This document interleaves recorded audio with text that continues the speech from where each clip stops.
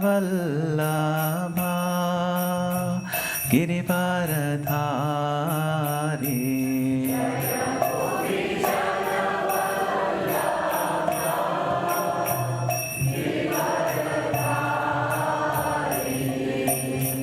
Yashodanandana Brajajana Ranjana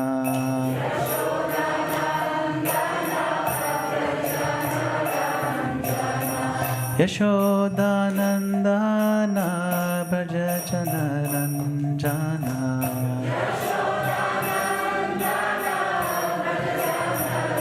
Jamunatira Vanachari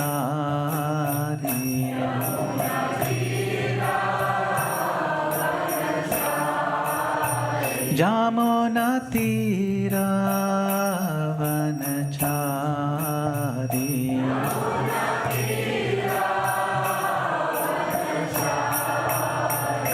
Jaya Radha Madhava Kunja Bihari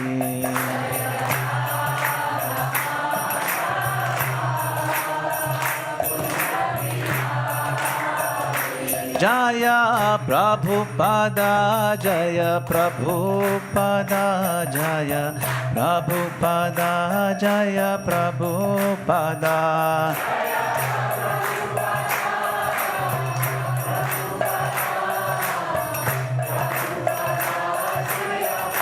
Jaya Jaya Prabhupada Prabhupada Prabhupada Jaya Jaya Prabhupada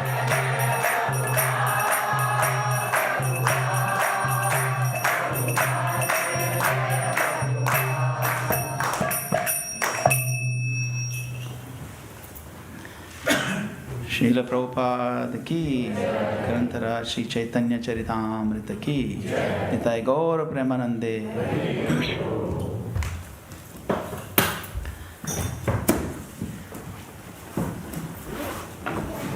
Hare Krishna. Please accept my humble obeisances. All glory Srila Prabhupada. Srila Prabhupada ki. So before beginning today's class, I wanted to just take a few minutes to express my deep gratitude as I come to the close of this UK and Ireland tour. I can honestly say that it has been one of the most amazing and spiritually nourishing experiences of my life. I came here hoping to serve, but I feel that I have received far more than I've given. I've been overwhelmed by the devotion, the affection, sacrifice, organization, and the deep sincerity of the devotees. Over these days, by Srila Prabhupada's mercy, we have had the opportunity to serve in so many places. ISKCON Crawley, of course Bhaktivedanta Manor, Soho, Leicester, Redbridge, in Ishrat in Ireland, and again here now in the Manor for this Maha Morning program. We discussed many things. We discussed japa, we discussed loving dealings, sacred boundaries, leadership with compassion and trust, living bhakti beyond hollow ritualism. We discussed Srimad Bhagavatam, Chaitanya Charitamrita, and the deep culture of a devotee care. But behind every class and every program was the loving sacrifice of devotees who arranged, who hosted, who cooked, who drove, welcomed, listened, served, and encouraged. Especially want to offer my deepest thanks to our dear Shilen Prabhu. From the very beginning to the very end, he has been with me throughout this tour, arranging every detail with extraordinary care. He planned meticulously, executed expertly, and did it all with such humility that has been truly exemplary. Just yesterday afternoon, I'll just tell you a little bit. we heard that our flight from Ireland had been cancelled. For most people, that would have created panic. Srila and Prabhu, without skipping a beat, worked out an entire land and sea route. We traveled through Dublin, which wasn't part of the plan, took an amazing ferry journey of about 4 hours or more, and then drove more than another 4 hours through the beautiful Welsh countryside, and arriving here in London late last night, or maybe early this morning, if you will, so that we could be present here for this morning's program, sparing no expense, sacrificing his own rest, and smiling beamingly throughout with his signature smile. He just kept giving and giving. So I'll never forget that service. It's the kind of service that is not only efficient but deeply devotional. I also want to thank our hosts here at the Bhaktivedanta Manor. My heartfelt gratitude to Vishakha Mataji and the temple president, who, she's the temple president, community leader, but also the senior leadership and management members whom I had the pleasure of meeting. Thank you all for hosting in so many days with such warmth, such dignity, such generosity. Bhaktivedanta Manor is not just a historic place. It is a living, vibrant offering to Srila Prabhupada, maintained by the sacrifice of many generations of devotees. I want to thank other devotees who helped. Sham Govinda Prabhu, Keshwari Devi Dasi at Crawley, Doyal Mora Prabhu, Dhirodatta Prabhu, and the Soho team. Then, let's see what else. Yes, Pradyumna Prabhu, and Nimai Mataji in Leicester. And then over here, of course, Geeta Sundari Mataji, Sundari Radha Devidasi, School of Bhakti. The whole team of School of Bhakti for the Japa retreat that we had all day. And of course, today's gathering here. We had the Red Bridge team, Madana-gopāla Prabhu and his gang. And of course, Inishrath in Ireland, Vidura Prabhu and the devotees there. And all the other devotees, leaders, preachers, teachers, cooks, drivers, organizers, well-wishers who made this tour possible. For me, it's a big deal. For all of you, it's a left-hand job. For me, it really means something very substantial. I want to thank all of you devotees who attended all these various programs, your eagerness to hear, your thoughtful questions, your humility, your affection, and your commitment to Srila Prabhupada's mission. They've deeply touched my heart. I want to thank my wife Mansi Ganga Devidasi, who's been kindly accompanying me and giving me all the inspiration to keep going, and very graciously tolerating, you know what wives tolerate. She's been tolerating all those things, and I really appreciate it. I want to thank my dear senior god sister, Damodarati Mataji, who's very kindly accompanied me to so many of the different places to help share the knowledge of our Guru Maharaj in the form of his many, many books. He's one of the most prolific authors, and we feel grateful that all of you are reading his books and are inspired. I'm sure most of you have read at least one of his books. Srila Prabhupada Lilamrita was written by him. And there are many others. You can choose from him. Quite a selection. 350 titles is a good number to choose from. Whatever was meaningful in this tour belongs to Srila Prabhupada, Sri Chaitanya Mahaprabhu, and the Vaishnavas. And whatever was lacking is, of course, my own limitation. So I leave feeling indebted, inspired, and hopeful. My prayer is that the loving exchanges we have shared during these days may continue to deepen, and that together we may all serve Prabhupada's divine mission with greater sincerity, trust, and affection. So, thank you very much. Hare Krishna. So now what we will do is we will go into this verse of Chaitanya Charitamrita. Jaya Jaya Shri Chaitanya Jaya Nityananda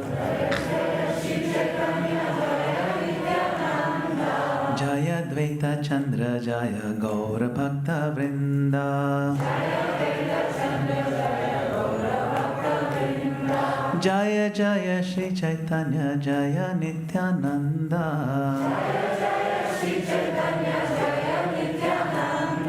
Jaya Dvaita Chandra Jaya Govinda.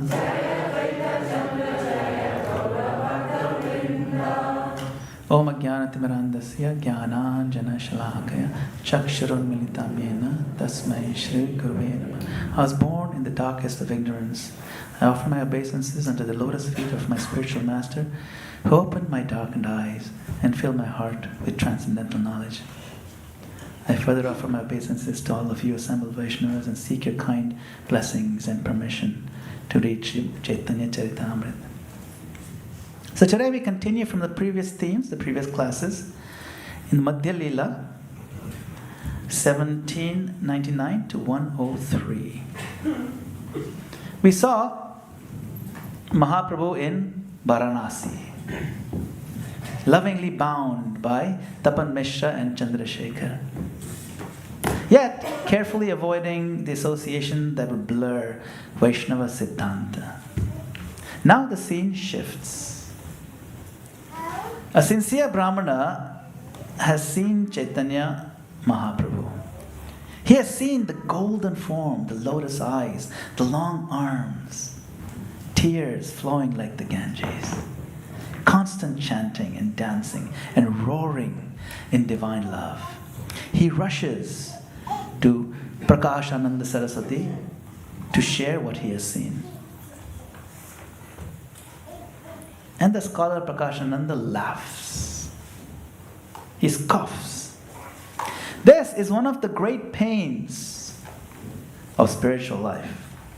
When genuine devotion appears, some are transformed, but others dismiss it as mere sentiment. It happened with Mahaprabhu. It happens today. Srila Prabhupada highlights the word bhavuka.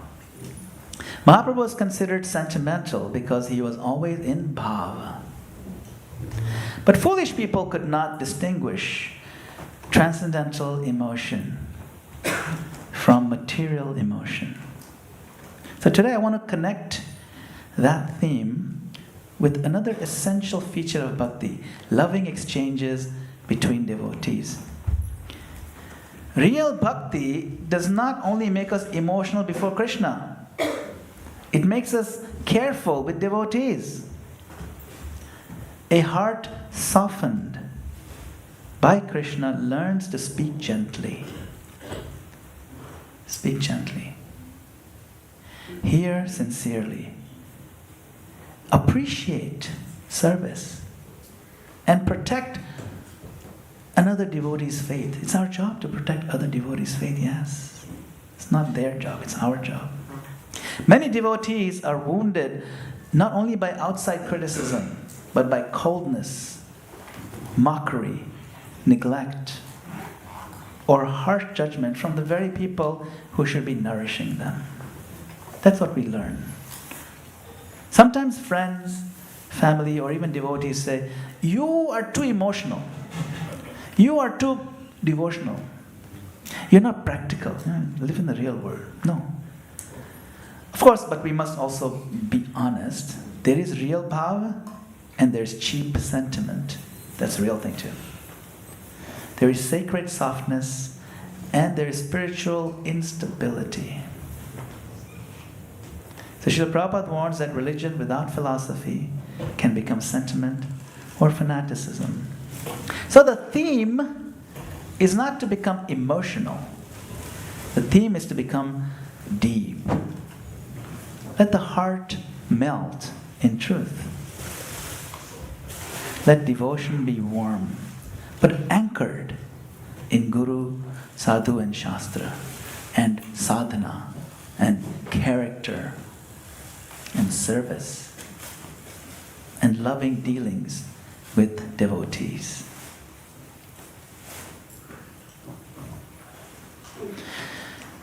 This chapter began with the Jharikhanda forest pastimes. Wild animals, natural enemies, they're transformed by the holy names. Tigers and deer danced together. Elephants chanted. The forest became Vrindavan. Then Mahaprabhu went from the forest to Varanasi, the city of scholarship, renunciation, and Vedanta. In the forest, the animals responded to the pure name.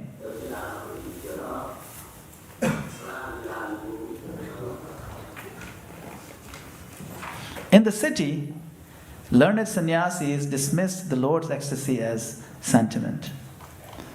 In one sense, the animals are better.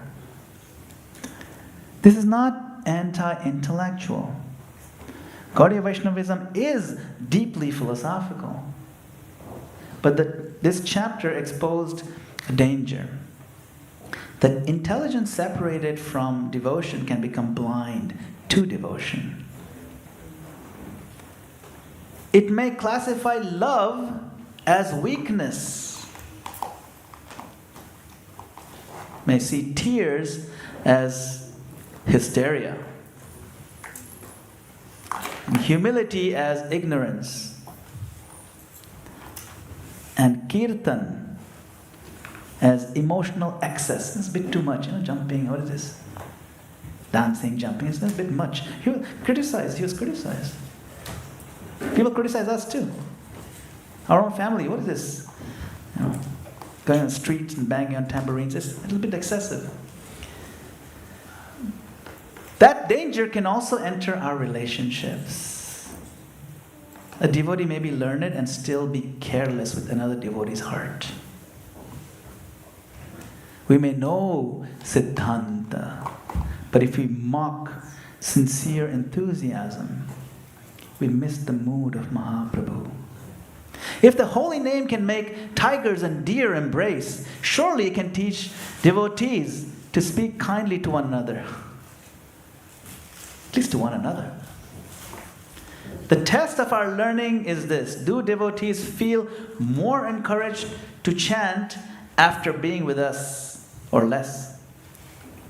Do our exchanges make the forest of the heart become Vrindavan? In this section, a Brahmana becomes the first messenger of Mahaprabhu's glory to Prakashananda Saraswati. He's not giving a polished theological lecture. He has seen something amazing, something wonderful.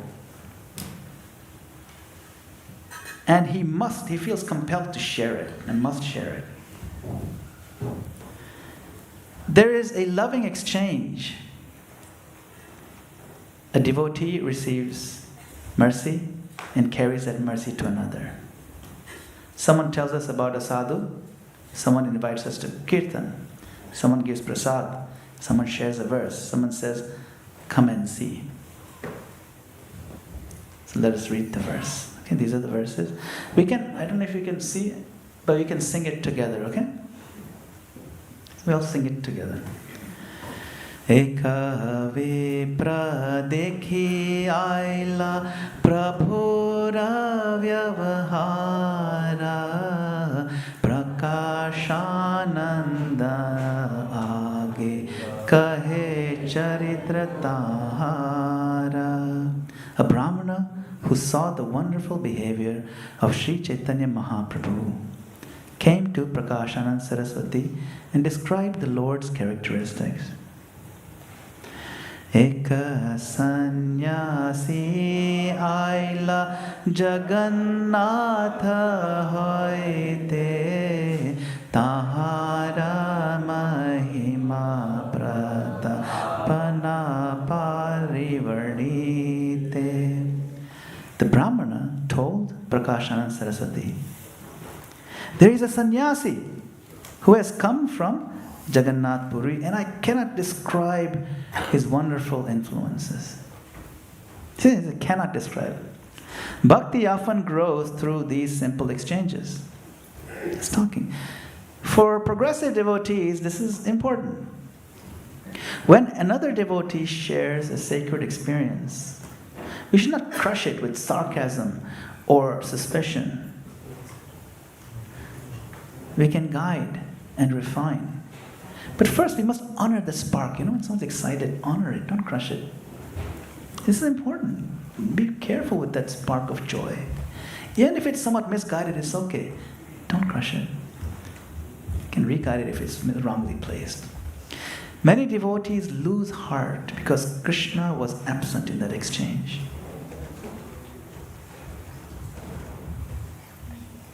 How is he absent? Because when they tried to share their faith, someone laughed or minimized it. So we ask, when another devotee brings me their sense of wonder, do I receive it as sacred trust? See what happens in the story.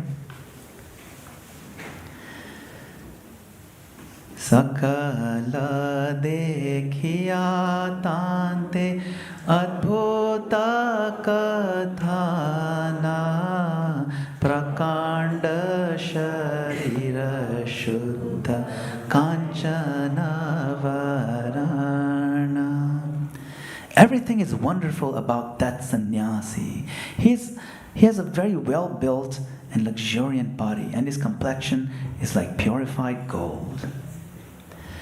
Ajano lambita bhuja kamala nayana yata kichu ishwarera sarva salakshana. So verse 108, beautiful. He has arms that extend to his knees, and his eyes are like the petals of a lotus. In his person are all the transcendental symptoms of the Supreme Personality of Godhead. So the Brahman says, I cannot describe his wonderful influence and glories. This is the language of wonder. He has seen something beyond his ability to package. A devotee community must make room for such sense of wonder. Of course, wonder must mature. It must become steady sadhana. It must have philosophical clarity, humility, and service. But if we destroy that wonder too early, we may close the very doorway through which Krishna was entering someone's life. Respect that spark. Loving exchange means warmth with guidance, encouragement with grounding, and affection with siddhanta. The Brahmana sees, he marvels, he speaks, and he tries to share. He becomes a bridge. Our communities need such bridges. Devotees who can carry sacred impressions from one heart to another without dropping them. That's the respect.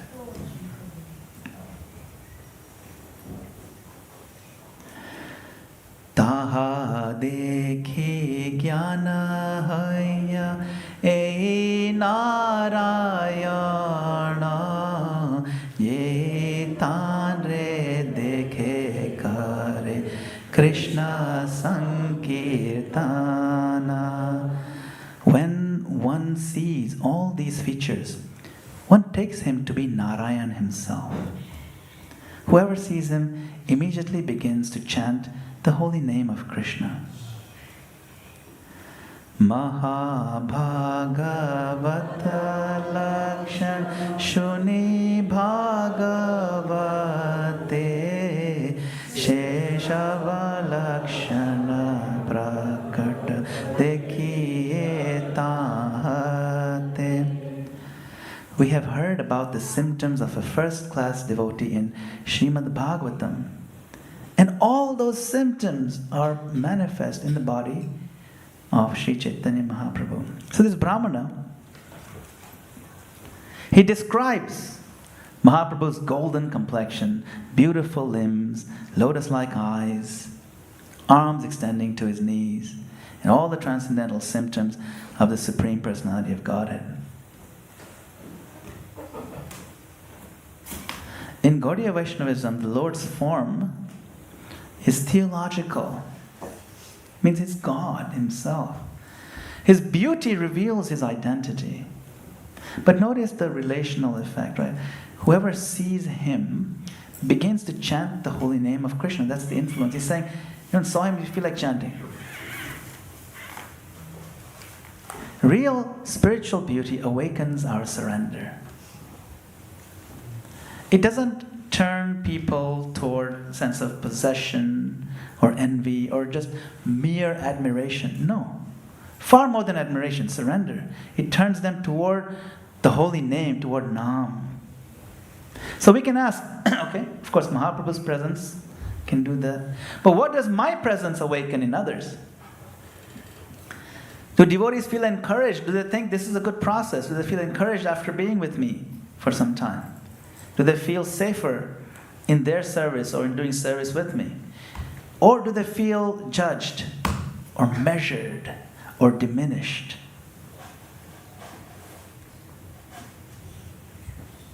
If we truly see the Lord as a person, we learn to see devotees as persons, not as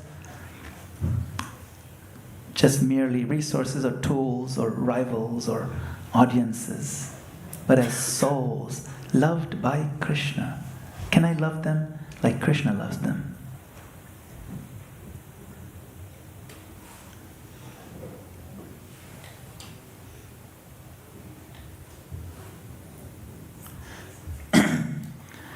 Nirantara Krishna Nama Jivatara Gaya Dui Netre Ashru Vahe Ganga Dhara Praya.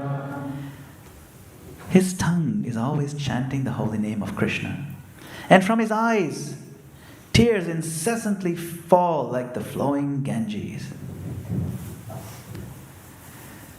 Kshane nache hase gaya karaye krandana Kshane hunkara kore simhera garjana.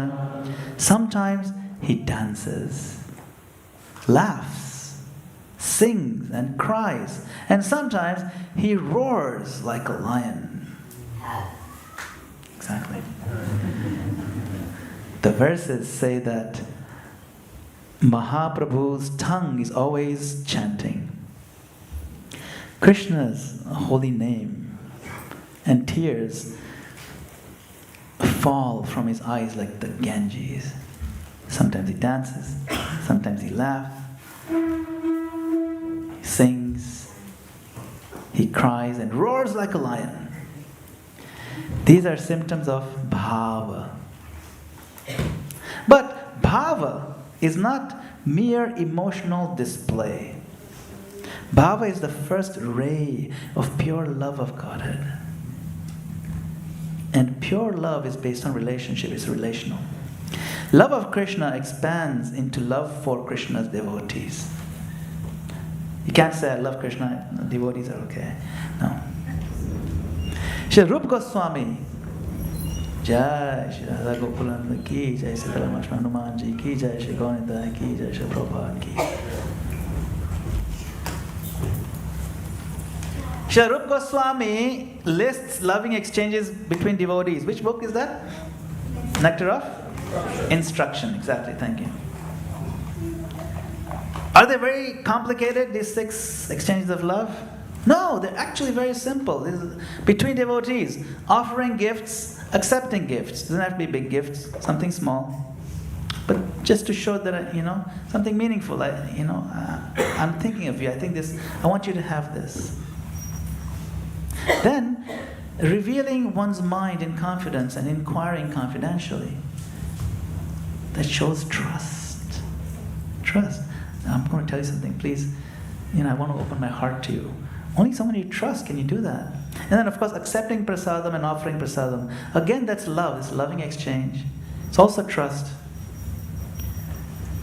These are not social extras, optional things. They are the circulatory system of bhakti culture. It's the beating heart of bhakti. A softened heart doesn't cry in kirtan and then become harsh in their dealings. It doesn't work like that. A softened heart becomes more sensitive, more appreciative, more careful, and more willing to serve. Look at the way Mahaprabhu is being described over here. Sometimes he laughs and cries. This is a softened heart. If my chanting is real, it should affect my speech. It should change. It should have a transformative effect. If my philosophy is real, it should turn into compassion.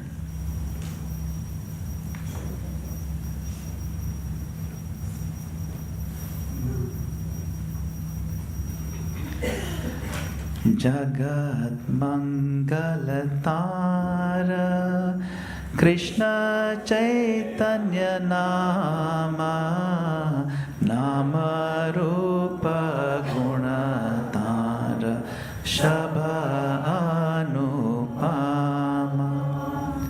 His name, Krishna Chaitanya, is all auspicious for the world. Everything about him, his name, form, and qualities is unparalleled. Anupam means unparalleled.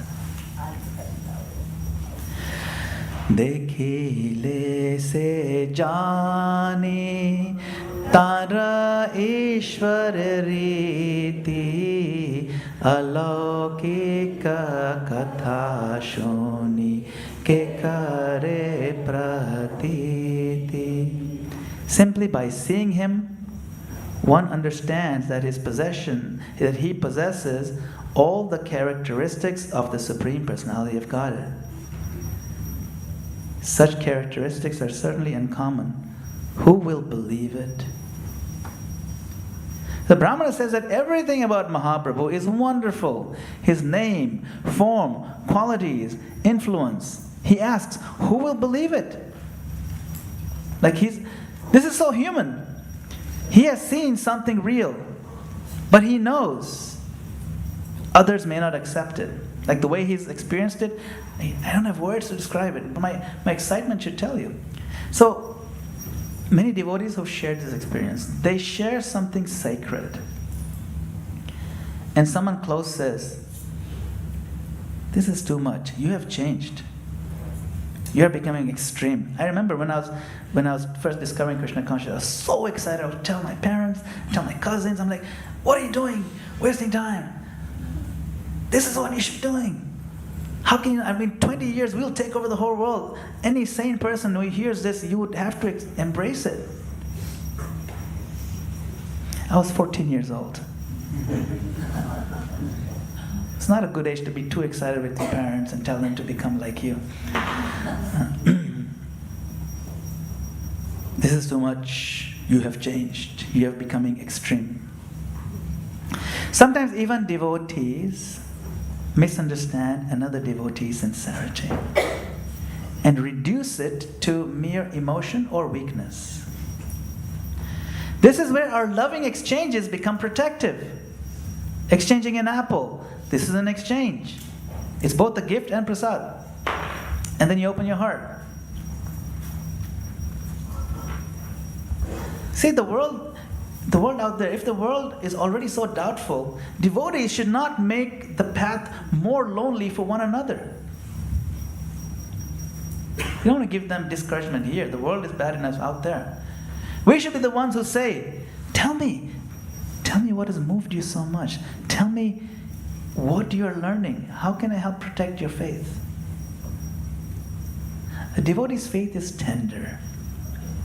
It can be strengthened by one kind exchange and wounded by one careless laugh or a scoff.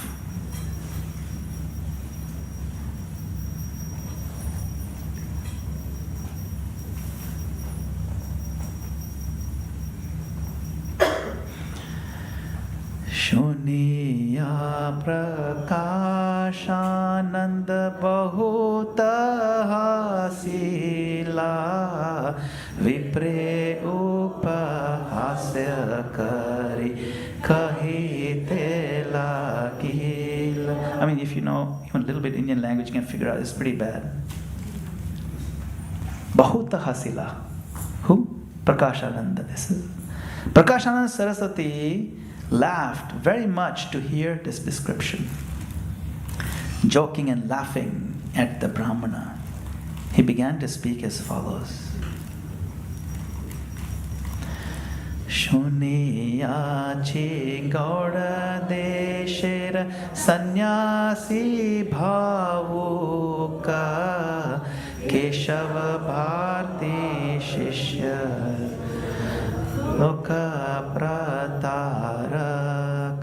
Prakashananda Saraswati said, yes, I've heard about him. He's a sannyasi from Bengal and he's very sentimental. I have also heard that he belongs to the Bharati Sampradaya. He is a disciple of Keshav Bharati. However, he is only a pretender.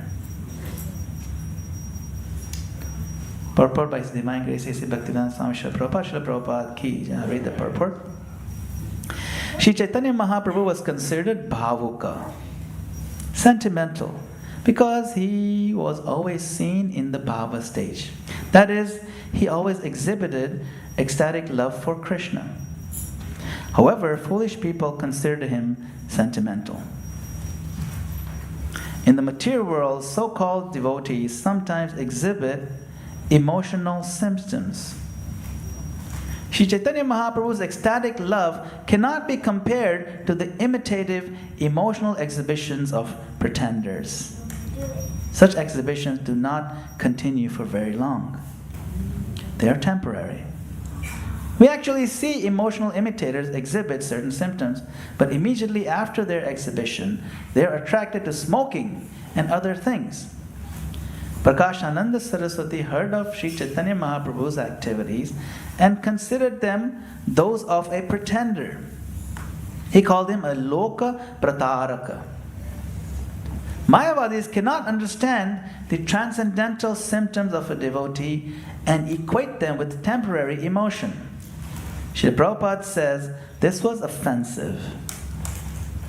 According to Srila Rupa Goswami, Prakashananda's sannyas was Phalgu Vairagya because he was not engaged in the Lord's devotional service. So this purport gives us balance. Real bhav must be honored. Imitation must be avoided. Offensive mockery must be rejected. Renunciation without service is artificial. That's what Prakashananda, he's really proud of his renunciation. But what is his service? Nothing. In loving exchanges, right, both extremes are dangerous. What are the extremes? Imitation is one extreme. Imitation manipulates the community. And mockery wounds the community. The safe path is humble service, sincere chanting, careful study, and affectionate dealing with all our devotees. Our dealings have to be very loving and caring.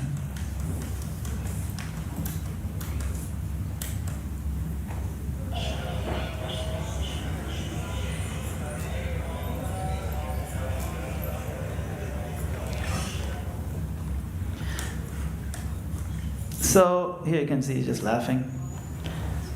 The text we looked at, text 105 and 106, they introduce the Brahmana who saw Mahaprabhu's wonderful behavior. He's telling Prakashananda Saraswati, sannyasi has come from Jagannath Puri. I can't describe his wonderful influence and glories. He's giving testimony.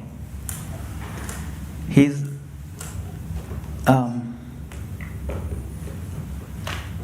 has genuine experience.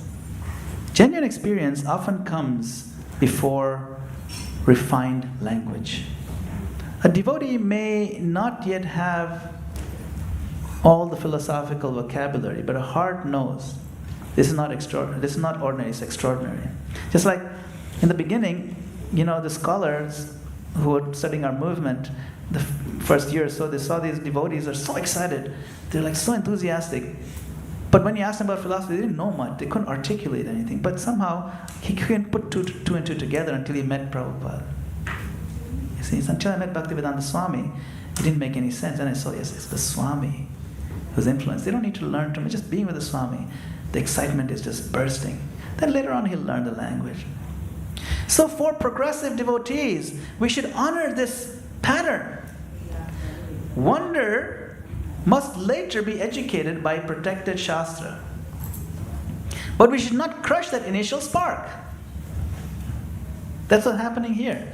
Prakashananda laughs at that poor Brahmana. It's not nice. Not nice at all. Especially when someone is so excited. When you protect the initial spark. Now, what is this? This is loving exchange. I was requested to talk about this topic of loving exchange today. It's important, and you can see it actually happening. Here it's a warning. This section is a warning. Make sure, don't block your loving exchange. What is loving exchange? To receive another devotee's testimony seriously, without exaggerating it and without mocking it. Many devotees know the pain of sharing something sacred and being called emotional. It's not nice. It's hurtful. Let us not become a mini Prakash Ananda in another devotee's story.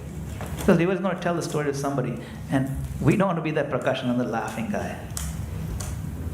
Let us become careful receivers of faith. We don't want to be that guy.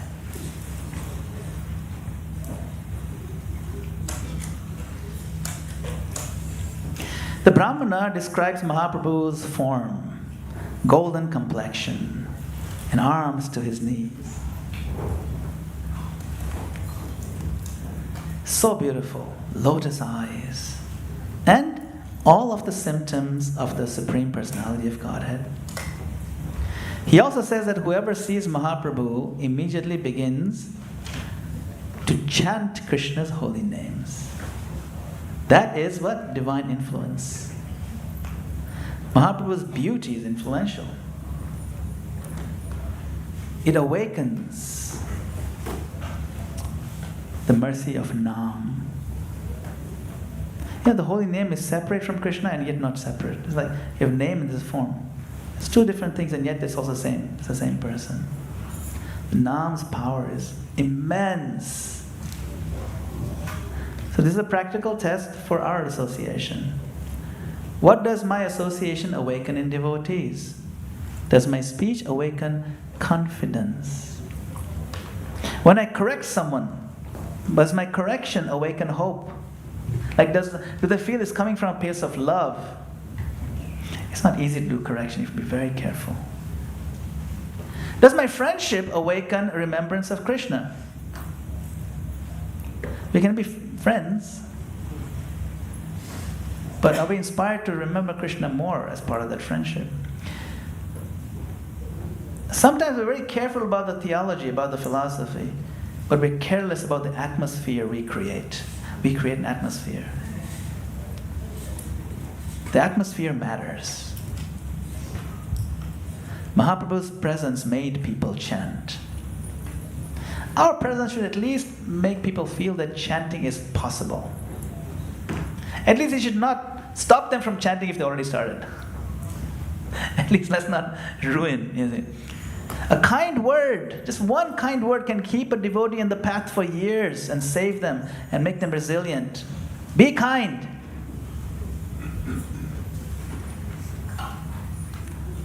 Give kind words.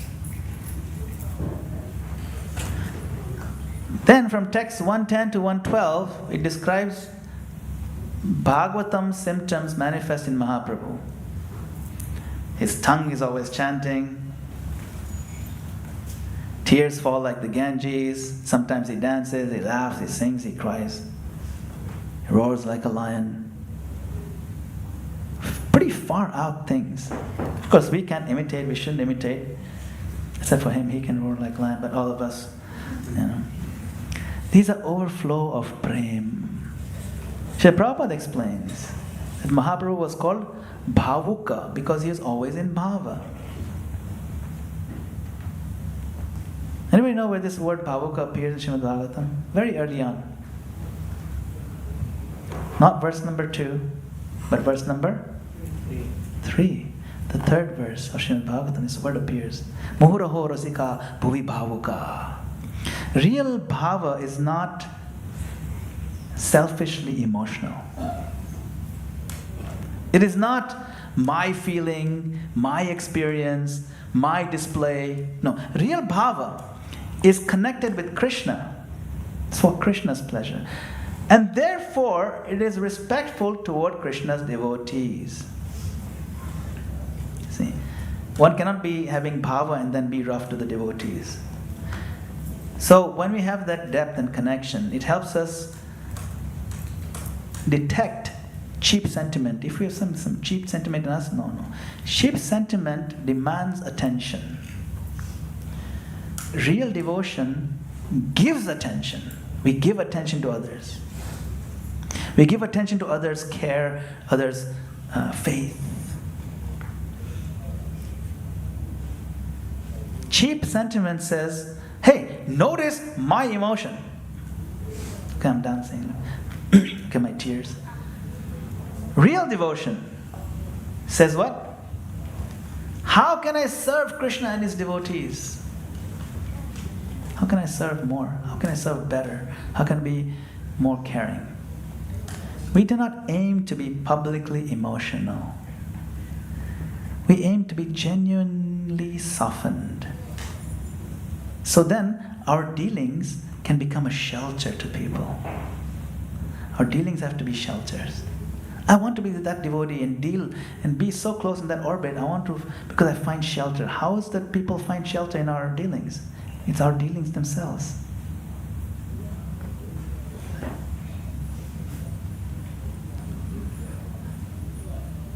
The Brahmana says that simply by seeing Mahaprabhu, one understands that he possesses all the characteristics of the Supreme Personality of Godhead. So he saw this scene. He's like, whoa, what is this? Then he asked, who will believe it? I mean, I can barely believe it and I'm seeing it. If I tell someone, they won't believe it. Now, some truths are not false because they're hard to believe. The incarnation of the Lord, the power of the holy name, the transformation of the heart, and the reality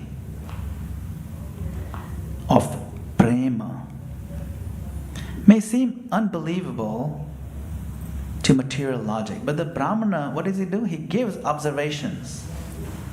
See, he gives evidence, he gives symptoms.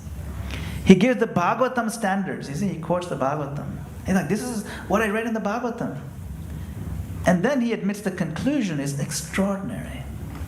He says, even though he's excited, he gave a very clear, he built a case excitedly, but he aligned it with scripture.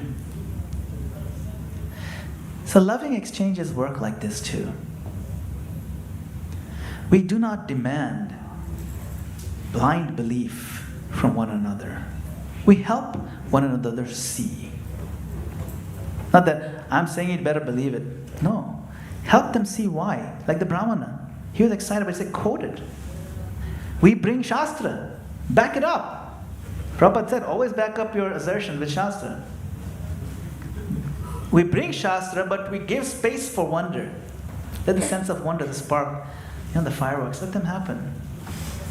We do not bully others into accepting our experiences. And we do not ridicule their experiences, like Prakashananda did over here. So in community, loving exchange means helping each other keep believing in mercy, strengthening their faith in the mercy of the Lord.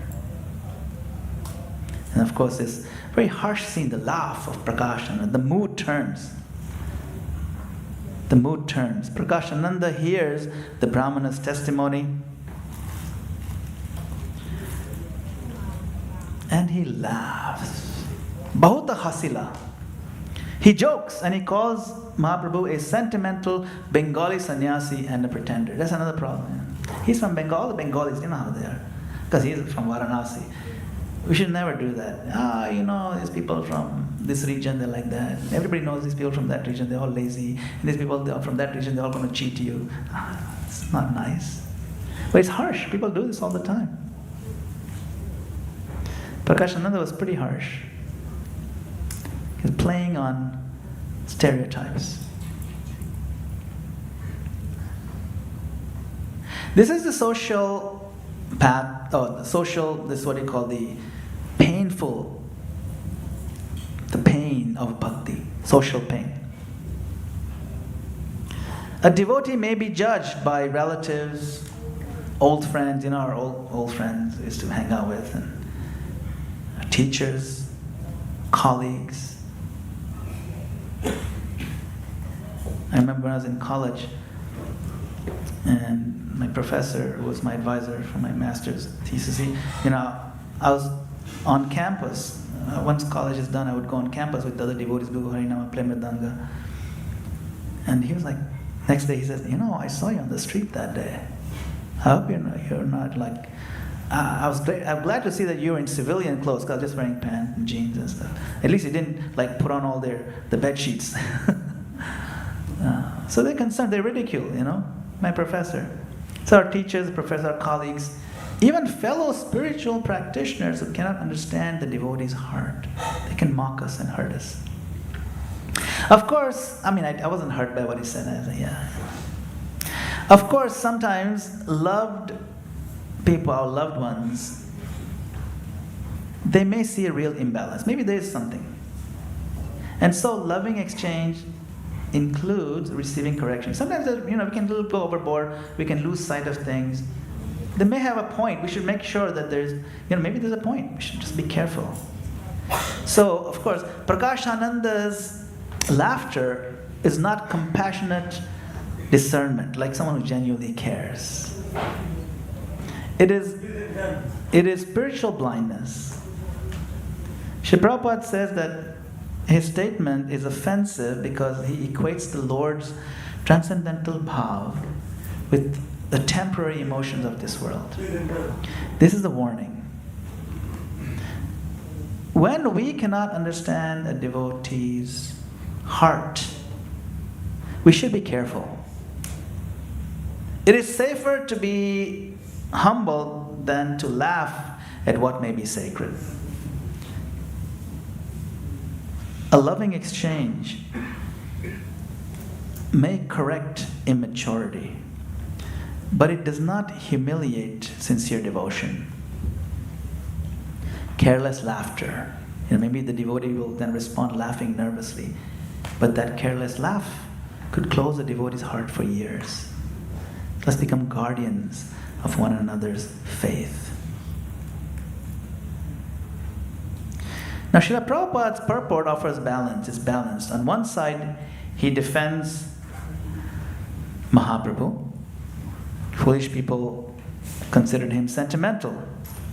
But of course, we know he was ecstatic in love for Krishna.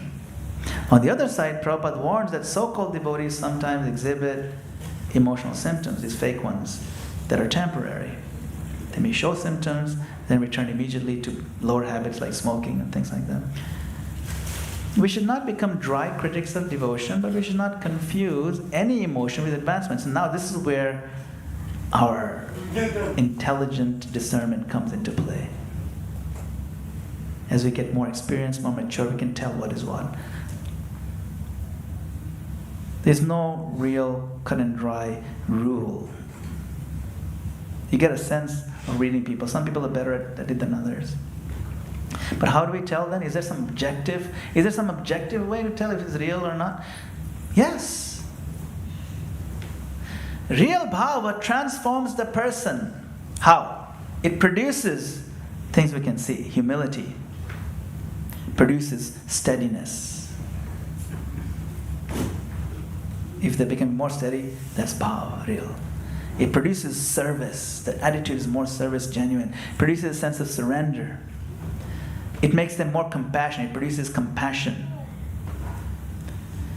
It produces a taste for Nam and freedom from lower habits. So if all these things are happening, freedom from bad habits and so on, taste for Nam, then you know that is real. You cannot imitate these things for too long. Cheap sentiment produces dramatic moments but weak character.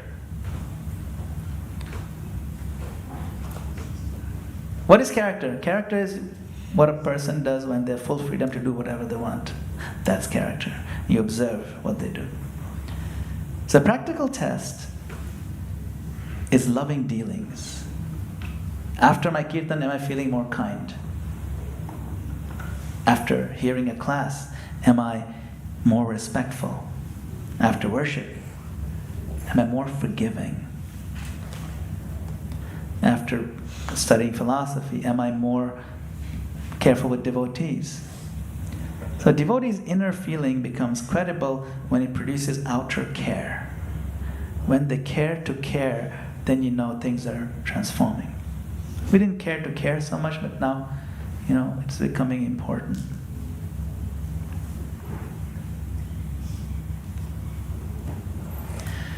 This theme is important pastorally, as we are taking care of it, it's pastoral important, right?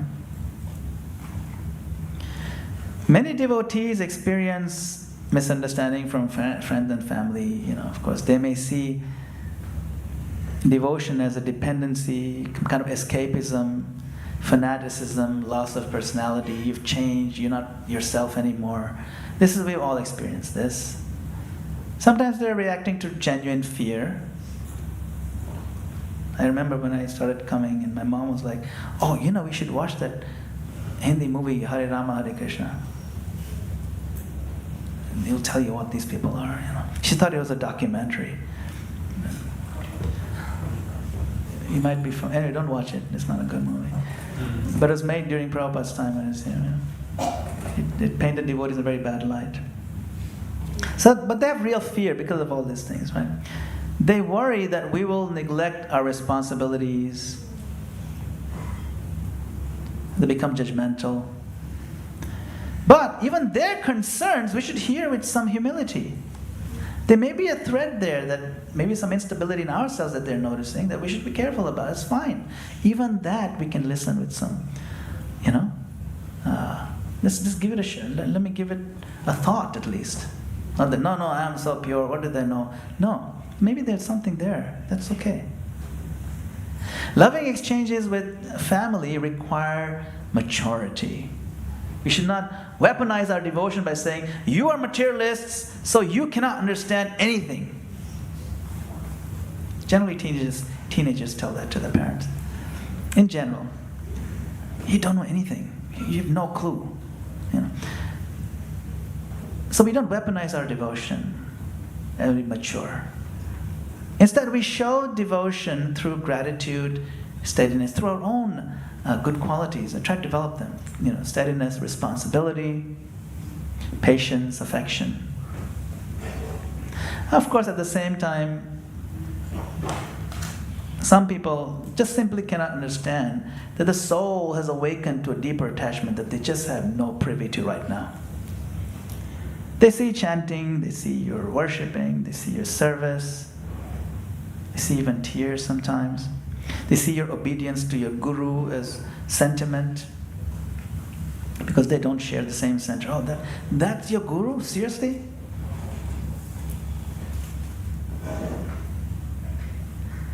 What should we do? Do not become bitter. Do not become performative. Become steady. Become genuine more and more. A real devotee may be soft in the heart and also strong in conduct. Within devotee circles, we should become the family that nourishes sincere devotion rather than mock sincere devotion, right?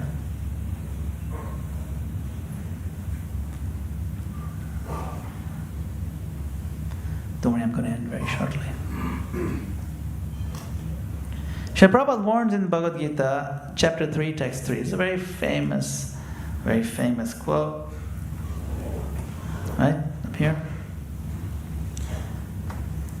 Religion without philosophy is sentiment, or sometimes fanaticism. While philosophy without religion is mental speculation. So Mahaprabhu is not sentimental in the cheap sense because his bhava is grounded in the highest truth. He is the Supreme Personality of God, a Supreme Lord, tasting the divine love of Srimati Radharani. But for us, the warning is real. If we pursue emotion without philosophy, we may mistake intensity of feeling for purity. Purity is actually hard to get. We may mistake charisma for Shastra.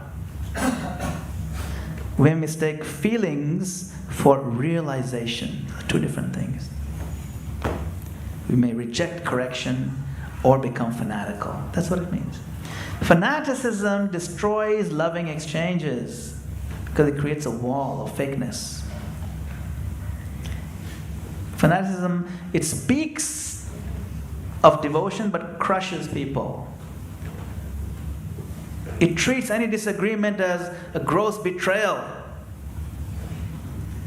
It sees harshness as purity.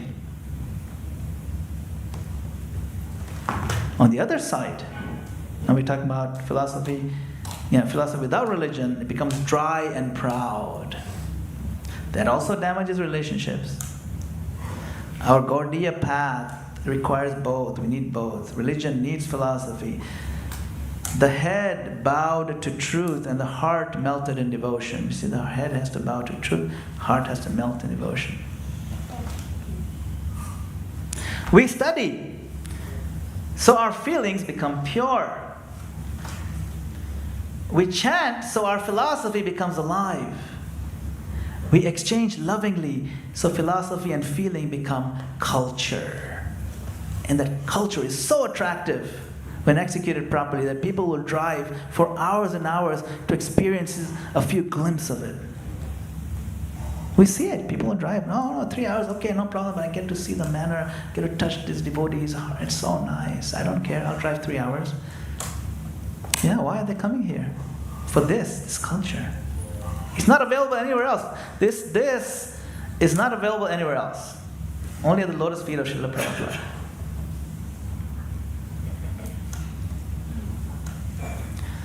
Subtle dangers. Let us name the subtle dangers.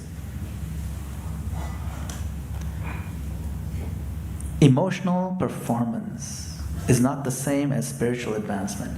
Emotional performance, using tears, voice, or dramatic language to appear more advanced. That's one subtle problem, danger. Another one is anti-intellectualism. I've seen this. Sometimes devotees mock other devotees' shastric learning. He's a shastri, as if like it's less than doing other seva. No. Anti-intellectualism, it's the thread we have to be careful of. Rejecting Shastra and philosophy because I just feel Krishna. What is this Shastra? There's too much reading. Yeah. Just leave the book. It says as it is. Leave it as it is. No, you should read it. You're supposed to read it. Character. Bypassing character. Thinking that very good, strong kirtan I did, that experience excuses my harsh speech. I did such a nice kirtan, so now I can be a jerk. The bypassing character. We do this, I'm telling you, we do this subtly in our own hearts. Don't criticize other people, look in our own hearts. Excuses our harsh speech, our addiction, our irresponsibility, our lack of service. We can't excuse. Another subtle problem, fanaticism. Sentiment without philosophy becoming rigid, tribal, hostile. This also, hostility happens when you think sentiment is most important. Another problem is cold correctness. And be correct, very pakka, but very cold and harsh. Using philosophy to avoid vulnerability, to avoid apology. Because when you apologize, you're vulnerable. So we use the philosophy to avoid apology. No, why should I apologize for this? And avoid apology, avoid gratitude. Gratitude is the doorway to Krishna. We avoid it using philosophy. Why should we thank this person? What's there to thank? Avoid affection. Or avoid real service to devotees. Why? Because I'm in this phase of cold correctness. That's who I am. Another subtle danger is cynicism. You know the word cynicism? Cynicism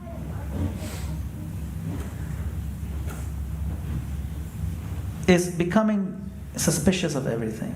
Seeing abuses of sentiment, when other people have abused their sentiment, and they become suspicious of all feeling. All sentiment is wrong, all feeling is wrong. So become cynical about everything. No feeling among this devotee circle is real, they're all pretenders. That is cynicism.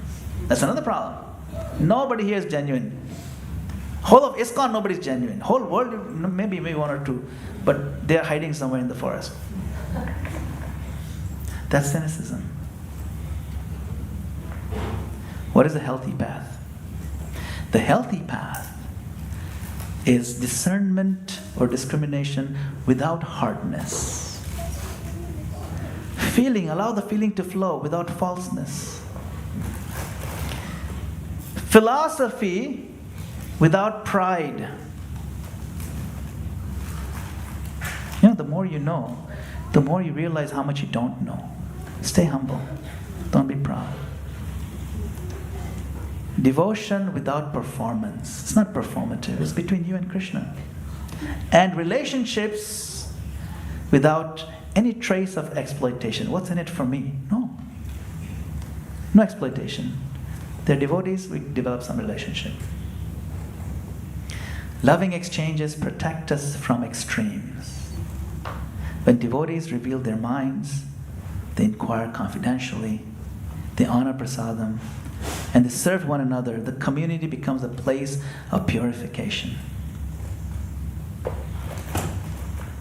So I'm going to recap here.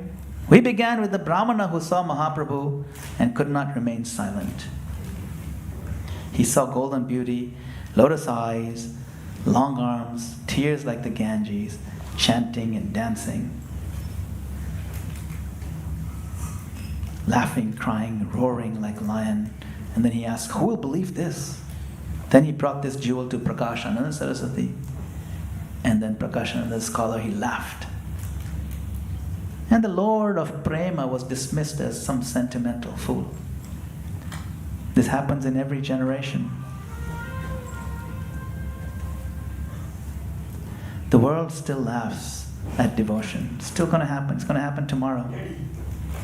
Sometimes family laughs, sometimes friends laugh, sometimes intellectuals laugh, sometimes even religious people laugh when devotion becomes too personal, too soft, too surrendered, and too alive for their taste.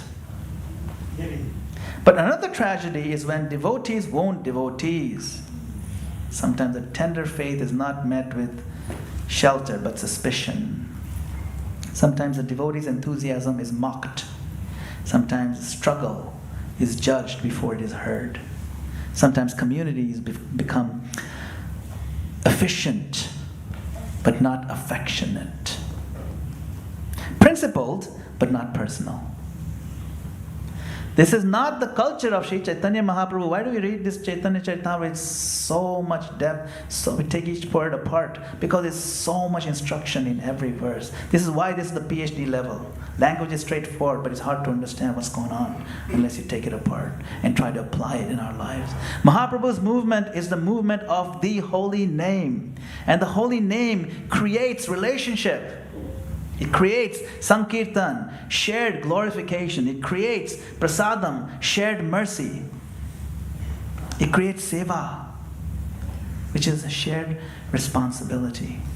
It creates sadhu sangha, shared courage. It creates loving exchanges where devotees become shelter for one another. So let our hearts become soft, but not sloppy. Let our philosophy become sharp, but not harsh and hard. Let our devotion become emotional, but not performative. Let our relationships become affectionate, but not sentimental. Sri Chaitanya Mahaprabhu is bhavuka, because he's always in bhava.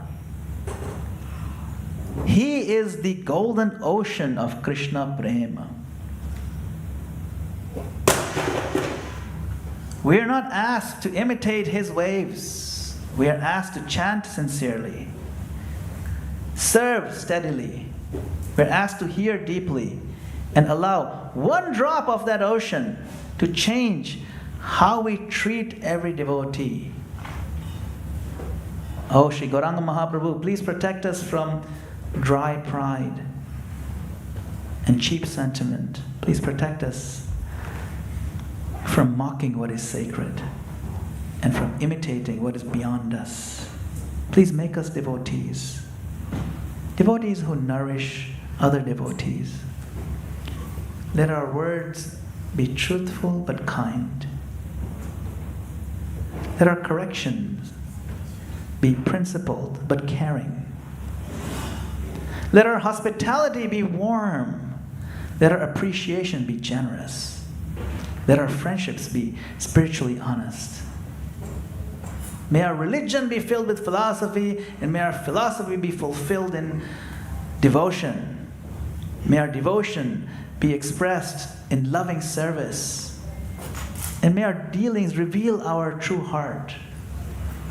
And may the world that once laughed at bhava one day see devotees loving one another so beautifully that it cannot help but ask, what is the source of this love? And may the answer be Sri Chaitanya Mahaprabhu. Sri Chaitanya Mahaprabhu ki, Srila Prabhupada ki, Yada Gobrande. So thank you very much for your kind attention and your valuable time. I really appreciate it, and I look forward to seeing all of you in the future again. Hare Krishna.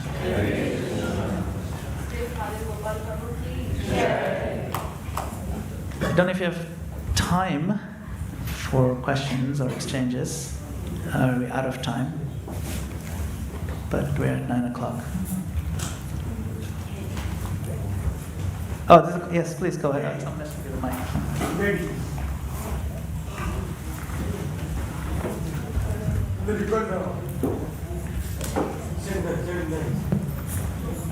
Hare Krishna. Hare Krishna Prabhu, thank you for sharing so many practical and relevant points. I had a question about maintaining loving relationships with devotees, because sometimes some devotees, they assume the position of authority even though they're not really, and they start making so many demands of you, insisting that they do whatever they say, and if you don't, then they get really upset with you. So how to stop that initial reaction and maintain loving relationships even with such kind of devotees? Yeah, it's a good question. That when a devotee assumes a position of authority, even though they may not have it, it's just their nature. Some people are just like that. They become bosses of everybody right away. And I mean, we all know someone like that, or maybe we are somebody like that. It's delicate because now you have to not just contend with what they're telling you to do, but you have to contend with their personality. You see? Different ways you can play the whole situation, because now it's a matter of being careful without hurting them, making sure that the community doesn't get bitter about any exchange. So one thing is, we don't want to become bitter or hurt by it. It's not easy to do. You don't become bitter one, Just stay cute and cuddly, okay, and be nice. But now, I'm not saying you tolerate that. You see, we are not meant. Humility doesn't mean become doormats. No, we can smile, say, yes, this is a great idea. Like if someone tells you, why don't you go ahead and just clean all that, and then after you're done finishing, just let me know, and then after that we'll arrange the books, and just give you a whole bunch of stuff, right? Of course, we want to stay humble and appreciate the opportunity to serve. At the same time, we don't want to assume the responsibility of having accepted that particular deliverable, the task you have to do. Might be too much for us. So, and if especially that person doesn't have that authority, then you can say, great idea, this needs to be happening. Let's both do it hand in hand. How about you do this part?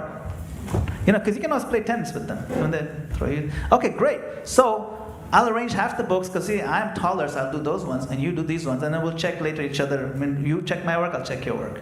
This is what happens, you bring them to your level play. Always find the opportunity to re-engage them. I'm just giving an example. This may not apply to your specific situation, I'm just, give one example. I've seen this exchange, very funny. Sometimes someone they may have some authority and they are actually not exactly very humble. I saw this, it was a really funny exchange. I guess one devotee's hands were full and something really needed to be cleaned, and so he told his Prabhu, can you quickly just clean that? I need to get this. And Prabhu was like, don't you know who I am? I am head pujari. Clean it with your head. Yeah, sometimes you have to just make a little, it's fine. It's not like, I'm not saying you do those kind of jabs, I'm just saying I thought it was really funny. Kind of stuff that comes out like this. But I appreciate, understand the situation. It's a personality issue. And different personality issues have to be navigated with level of maturity and perhaps an opportunity to find a way to correct them without being too manipulative. We just kind of engage them, Another thing which is very hard to do is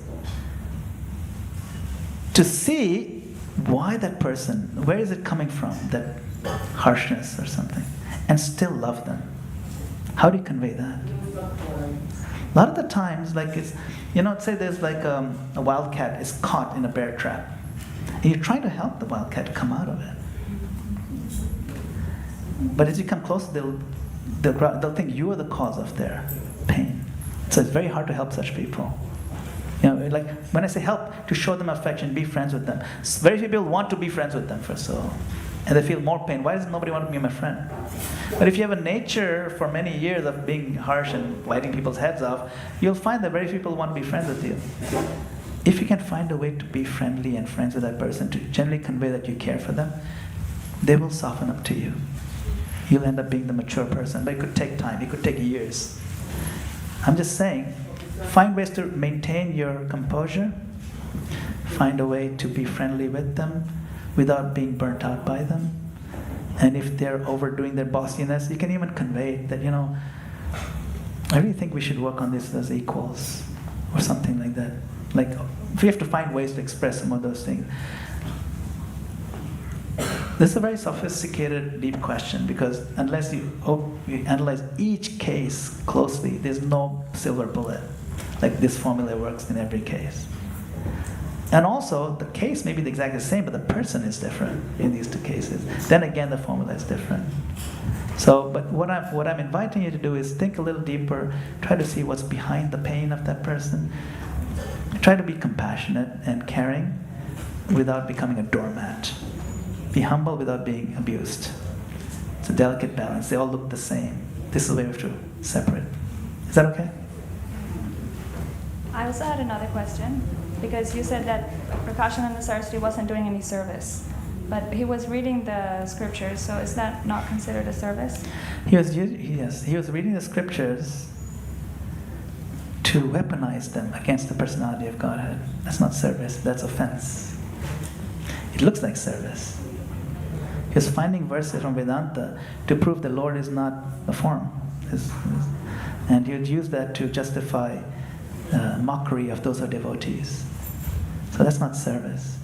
Similarly, you can find devotees who weaponize scripture. That's not service. They study deep, they memorize so many verses, but they use it to hurt people. It's possible. We can even use Bhagavatam to hurt people if you quote the wrong thing in the wrong context. Here's Prabhupada. Prabhupada said this, that for all women should just not be seen. You cover your heads. What are you doing? Prabhupada said this, so no more women on the altar. What? Yeah, he said it like this. People study sometimes. You can say doing service, studying Prabhupada, but how are you using it?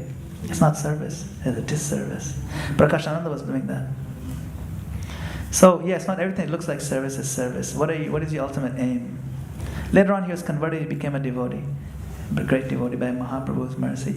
But his philosophy is so heavy, bad. Mahaprabhu said, Mahavadi bhashya shunile hoibe sharbanash. You just listen to Prakashananda, you'll be destroyed. That's how bad it was. It's not service.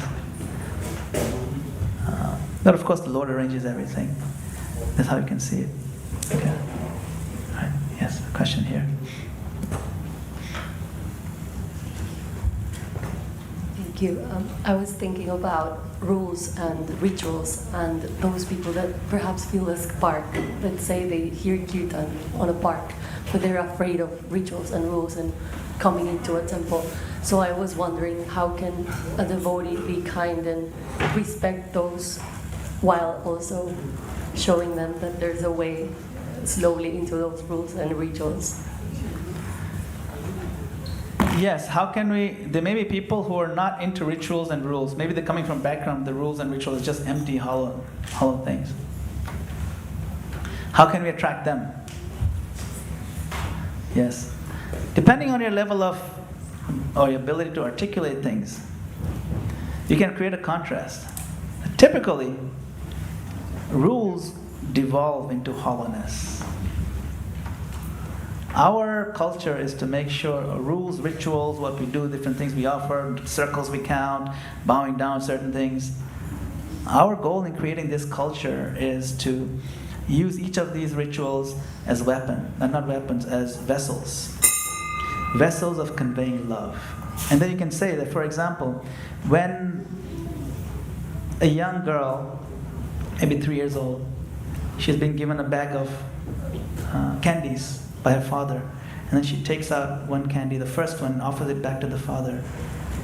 How sweet it feels. The father is overwhelmed with joy. Now, the young girl was taught, maybe by her mother, that anytime your father gives you anything, first make sure you offer him first. That is a ritual.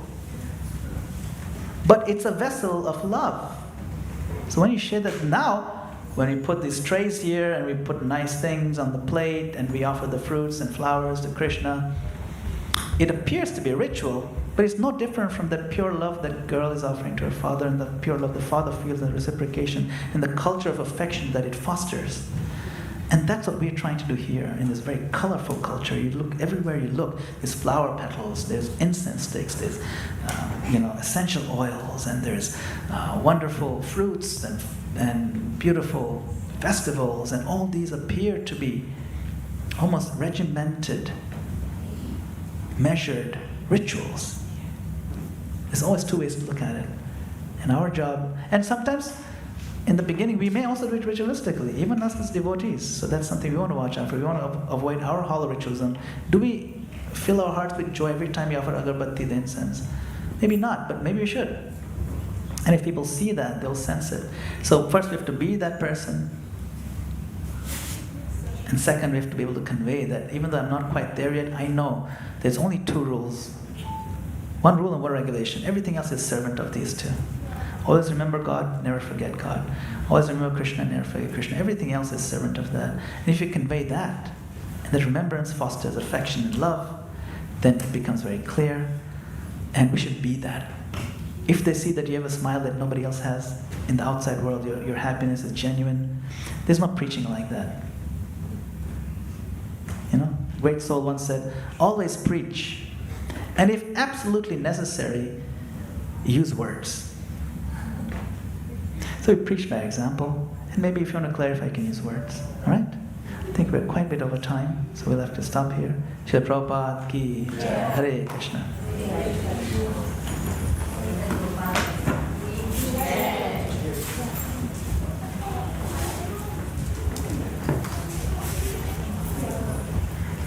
Krishna. Sure. Their